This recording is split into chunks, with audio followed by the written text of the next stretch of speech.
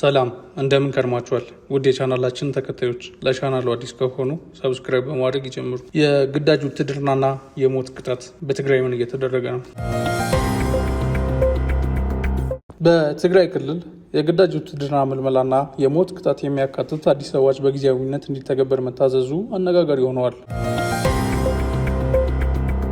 በህወሓት ቁጥጥር ስር የሚገኘው የትግራይ ክልል ምክር ቤት የትግራይ ህዝብ ህልውና ደህንነት አዋጅ የተሰኘ ባለ 46 ገጽ ባለፈው ግንቦት ወር ላይ አጽድቆ ነበር።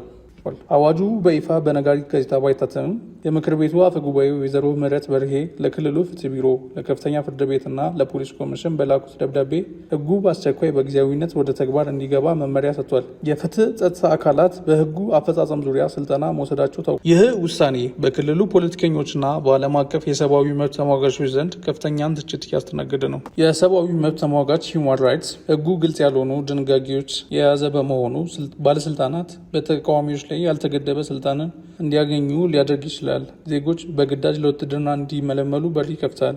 እንዲሁም ለአንዳንድ ወንጀሎች የሞት ቅጣት መደንገጉ እጅግ አሳሳቢ ነው ብሎ ተመልካቾቻችን፣ ይህ በጊዜያዊነት የጸደቀው አዲሱ የትግራይ ክልላዊ አዋጅና የግዳጅ ውትድርና በክልሉ መረጋጋት ላይ ምን አይነት ተጽዕኖ ያመጣል ብላችሁ ታስባላችሁ? አስተያየት መስጫ ላይ ይጻፉልን። ለተጨማሪ መረጃ ቻናላችንን ሰብስክራይብ በማድረግ ቤተሰብ ይሁኑ።